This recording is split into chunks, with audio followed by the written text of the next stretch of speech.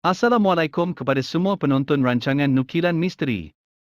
Alhamdulillah sedar tak sedar, kita telah pun berada di penghujung Ramadan bagi tahun 2022. Baiklah, untuk episod kali ini, aku akan ceritakan kepada korang semua satu kisah mengenai cakaran misteri yang dialami oleh Bed. Jadi sebelum aku mulakan kisah pada hari ini, aku mohon jasa baik korang untuk subscribe, share dan like. Baik, jom kita mulakan kisah kita pada hari ini. Bunian misteri atau gangguan sering menjadi satu igawan kepada kita semua. Bagi yang kuat semangat, ia bukanlah merupakan satu masalah besar. Namun bagi yang lemah semangat, ia merupakan satu cabaran yang agak sukar untuk ditangani. Saya berasal dari Johor Bahru dan menetap di kampung Dato' Sulaiman Menteri. Nama timangan saya Batman. Nama ini saya perolehi daripada kawan-kawan saya disebabkan hobi saya yang suka melukis kartun kegemaran saya iaitu Batman. Kisah yang saya alami ini berlaku pada tahun 2006 yang lalu. Waktu itu saya masih bersekolah di tingkatan 4. Pada petang itu, kalau tak silap saya, pada pukul 5 lebih, saya menemani adik saya yang berumur 5 tahun berbasikal di keliling rumah, yang mana adik saya ini sudah pandai mengayuh basikal.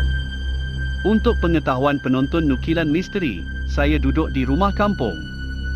Rumah ini sungguh besar dan halamannya juga agak luas. Keluarga saya hanya mendiami bahagian hadapan rumah ini, manakala bahagian belakangnya tidak berpenghuni. Semasa saya menemani adik saya berbasikal, saya diarahkan oleh ibu untuk mengemas rumah di bahagian belakang tersebut.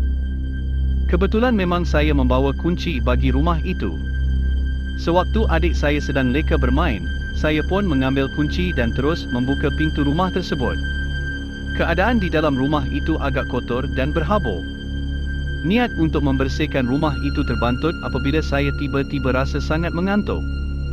Saya terus merebahkan badan saya di atas katil di sebuah bilik yang paling belakang di rumah itu.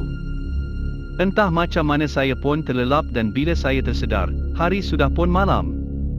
Saya tersedar pun kerana ayah saya membuka pintu biliknya. Untuk pengetahuan penonton, lorong tengah yang menghubungkan laluan rumah depan dan belakang telah pun ditutup. Jadi satu-satunya laluan yang menghubungkan kedua-dua bahagian rumah itu ialah melalui bilik ayah saya. Setelah tersedar, saya terus bangkit dan terus bergegas menuju ke rumah bahagian hadapan kerana saya takut duduk seorang diri di situ. Sampai sahaja di rumah depan, saya melihat jam di dinding dan pada ketika itu jam menunjukkan sudah masuk pukul 11 malam. Semua penghuni pada ketika itu telah pun lena dibuai mimpi. Saya yang baru terjaga dari tidur tidak dapat melelapkan mata. Saya terus mengambil barang-barang lukisan saya dan duduk di salah sebuah sofa yang berada di ruang tamu. Sedang saya sibuk melukis kartun kegemaran saya Batman, saya terdengar bunyi-bunyian di bawah kolong rumah. Bunyi itu kedengaran seperti di bawah kolong yang menyekat laluan rumah depan dan belakang. Saya teringat ibu saya pernah memberitahu saya bunyi itu adalah bunyi cicak besar yang suka duduk di celah-celah papan rumah. Pada mulanya saya cuba untuk tidak mengindahkan bunyi tersebut. Lama-kelamaan bunyi itu semakin hampir dan kuat. Bunyi itu semakin menjadi-jadi. Dan yang paling membuatkan saya terperanjat, bunyi itu seolah-olah melompat dari bawah kolong terus mencakar ke tingkap rumah. Bulu roma saya terus tegak berdiri. Kalau hendak katakan kucing yang mencakar, mana mungkin ia boleh melompat sebegitu tinggi kerana rumah hadapan yang keluarga saya diami mempunyai kolong yang tinggi. Kalau burung pula, burung apa yang mempunyai kuku yang boleh mencakar sehingga menghasilkan bunyi cakaran yang agak kuat. Saya terus membaca Ayatul Kursi. Namun bacaan saya terhenti apabila saya terlupa bacaannya. Saya cuba lagi untuk kali kedua, namun masih gagal untuk membacanya. Lidah saya menjadi kaku dan langsung tak boleh baca apa-apa ayat suci Al-Quran. Bunyi misteri itu terus rancak bermain bersilih ganti di setiap tingkap rumah saya. Bunyi misteri dan cakaran itu berpindah dari satu tingkap ke satu tingkap yang lain dengan agak laju. Saya berasa sungguh pelik, sedangkan jarak antara tingkap ke tingkap seterusnya boleh dikatakan agak jauh. Bunyi itu terus berlalu dan mencakar sehingga ke tingkap bilik abang saya dengan pergerakannya yang pantas. Bahkan bunyi itu kedengaran seperti mencakar cermin tingkap di rumah bahagian belakang dan terus menghilang. Saya tidak menunggu lama, saya terus masuk ke dalam bilik dan membungkus diri saya dengan selimut. Beberapa ketika kemudian saya terus terlena. Pada keesokan harinya, semasa saya bersarapan, saya menceritakan kepada ibu saya apa yang berlaku pada malam tersebut. Ibu saya memarahi saya kerana tidur pada waktu petang.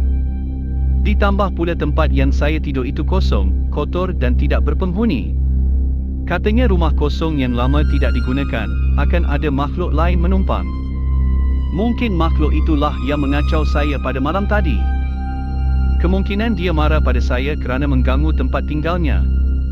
Kata ibu saya lagi pada 7 tahun yang lalu semasa kami baru menetap di rumah ini, ibu saya juga pernah diganggu dengan bunyi misteri dan cakaran tersebut. Ketika itu beliau sedang menjahit baju. Tetapi bunyi itu berpatah balik dan terus menghilang. Selesai bersarapan, saya terus menuju ke pintu untuk memakai kasut sekolah yang berada di atas tembok beranda rumah. Saya memandang ke arah pintu rumah. Kelihatan seolah-olah pintu rumah bertanah dengan bekas cakaran yang jelas kelihatan. Saya terus memakai kasut dan saya melangkah pula menuju ke arah tingkap. Semuanya bertanah dengan bekas cakaran tersebut. Saya terus menjerit memanggil ibu yang berada di dalam untuk melihat bekas cakaran tersebut. Setelah kejadian itu berlaku, kami sekeluarga menziarahi rumah makcik saya iaitu kakak kepada ibu saya yang berada di Kluang Johor. Ayah saya pun menceritakan tentang pengalaman yang terjadi kepada diri saya pada minggu lepas. Rupa-rupanya, sepupu saya juga mengalami perkara yang sama seperti saya. Dan apa yang lebih menghairankan, kejadian yang berlaku pada sepupu saya itu berlaku pada waktu dan hari yang sama seperti yang saya alami. Makcik saya turut menunjukkan kawasan cakaran yang masih terdapat di dinding rumahnya yang mempunyai tanah yang melekat sama seperti yang berlaku di rumah saya. Makcik saya mengatakan, itu mungkin adalah saka peninggalan atuk saya yang sudah meninggal dunia. Kemungkinan makhluk itu sedang mencari tuan baru, dan tanah itu juga mungkin berasal dari tanah kubur. Baik, begitulah kisah untuk episod kali ini. Jumpa lagi pada episod akan datang. Terima kasih.